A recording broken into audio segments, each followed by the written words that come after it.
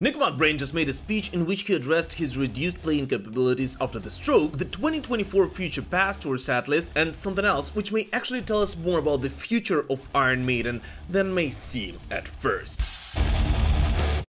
Just like before the start of the previous leg of the Future Past Tour, right now Nico McBrain is traveling around the United States with his second band, Titanium Tort. And for those of you who don't know, Titanium Tort is Nico McBrain's side project in which he plays covers on one of the greatest heavy metal bands on the planet. Yes, Iron Maiden. It cannot be. But just in case if you wonder whether it is a tribute act, no, it is not. We're not a tribute act. Oh, what are we, boys and girls? Yes, we're a celebration of my band's music because I am still the drummer of Iron Maiden. Thank the Lord. But anyways, together with Titanium Tort, Nico McBrain actually plays exactly the same setlist as Iron Maiden performed on the first leg of the Future Past Tour in 2023, which according to him is his way to get back in shape and get all the mistakes out of the way before he goes on the road with the main act. And in all honesty, at least from the clips available online, it looks like this band actually does that on a very high level.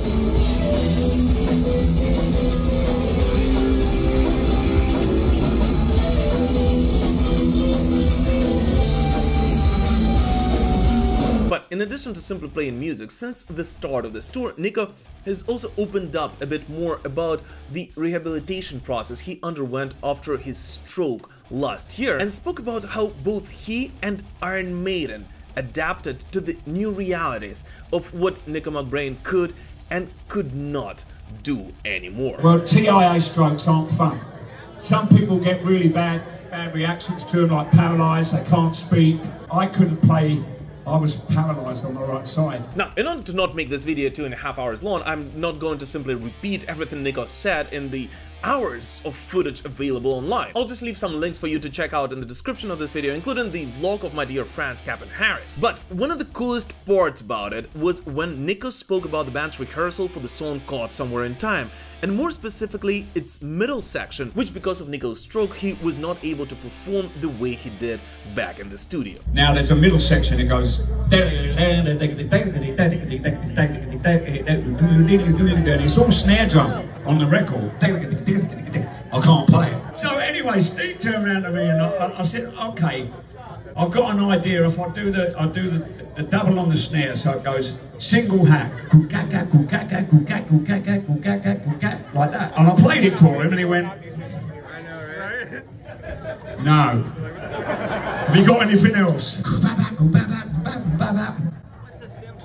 No.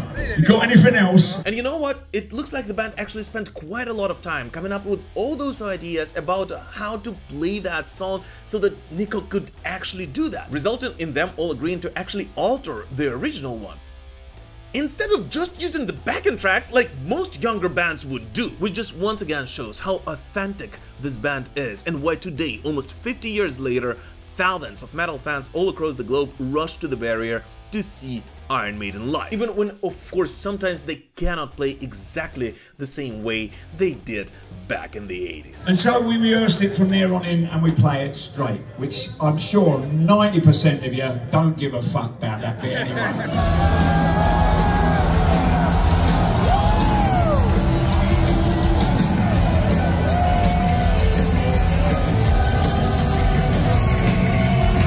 Thing I wanted to quickly underline before we move to the main part is, remember how in the last couple of years, based on some footage from YouTube, many fans online claimed that they 100% know that the atmosphere in Iron Maiden is just terrible, with all the boys actually hating on each other, and the only thing which keeps this band together is some weird contractual obligations. Well, while talking about his form in 2023, Nico actually said something like this. It ain't the old Nico. It's not the old one by a long shot, but at least it's part of me. And my band, bless their hearts, Steve Harris and the rest of the guys turn around and says, if you can't do something in a song, we just won't do that song. If you cannot do something in a song, we just won't do that song. Well, this is definitely not something you say when the atmosphere in your band is tense. And if anything, at least to me, it shows that Iron Maiden today is not as much about the money or even about the songs anymore. It's family. And family always sticks by each other. You know, especially when we're talking about the best looking block in the family. I'm still the best looking one in the band though, don't you think? Yet, in addition to acknowledging the fact that, yes, it is true, he can do some things that he was able to do 40 years ago, and he knows that, Nico also spoke about the future of Iron Maiden, including the set list of the second leg of the Future Past tour the band is about to start in a matter of weeks. Coast to coast, across the 7 seas.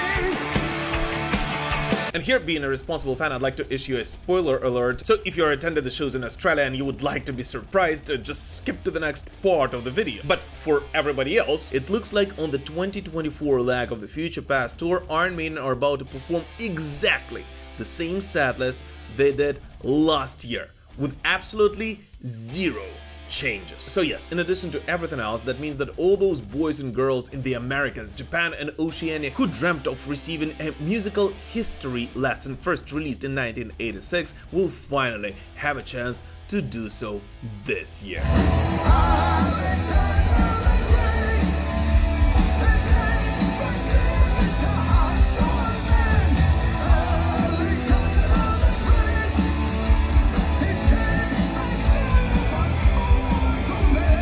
Now, in all honesty, this was actually a bit of a surprise to me, as I thought that there was a high chance that the band would mix up the future part of the setlist, meaning the songs they perform from Senjutsu, and bring back Stratego, as well as possibly even play The Darkest Hour, which is just so fitting today. But I guess Steve Harris and the team decided that absolutely all the fans around the globe should be treated to exactly the same show, and if any changes to the setlist should occur, this shall be done no earlier than the year this band will turn 50.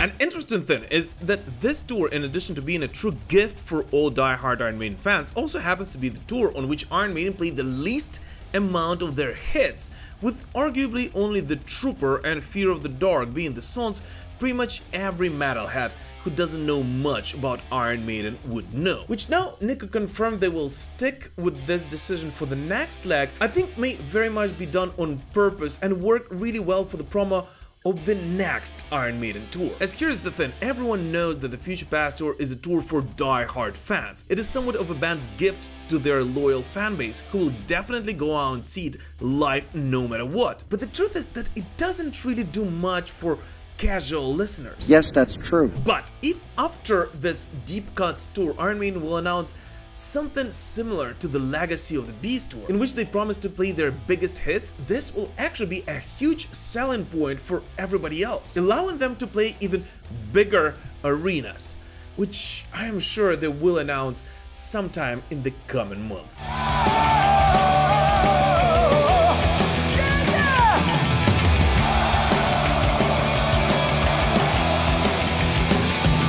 By the way guys, here I just wanted to point out that only around 30% of the people who watch my videos are actually subscribed to the Metal Pilgrim channel. So if by any chance you still haven't done so yet, and especially if this is not the first Up the Iron series video you're watching on the show, I would really appreciate it if you would consider doing it right now. Let's continue building this amazing heavy metal community together. We're gonna have a good time. Always. And the last but definitely not least of the things which has struck me the most about these recent speeches of Nikos was the way Nikos speaks about his position at Iron Maiden and the way he cherishes the fact that he's still able to call himself the drummer of this band. I am still the drummer of Iron Maiden. Thank the Lord. During his appearance at Piper's Club, Nico also remembered talking to his manager already after both he and Iron Maiden realized his capabilities were slightly compromised in 2023, and just listen to what his idea of bad news sounded like. It was my manager turned around to me last year and said, "Oi," he said, "I've got some bad news for you." I said, "What, am I leaving the band?" He said, "No. Unless you want to." I said, "No." And I feel like this no tells us all we need to know about the future lineup of Iron Maiden, with Nico McBrain, just like I'm sure the other 5 guys, willing to go on being rock stars until the very end of existence of this band, and Steve Harris and the team clearly understanding that at this stage of their career, fans will never accept a permanent replacement for any of the current band members if those are willing and are capable of carrying on. And I know it's still too early to say that, but it looks like just like by the end of the first leg of the Future Past tour, Nico's form has gotten much stronger than it was at the beginning. From the short clips of Titanium Tarred performances in 2024, it looks like Nico has worked a lot to get back in shape and is definitely playing faster and stronger than last year, which I honestly simply cannot wait to see him do with his main act very, very soon.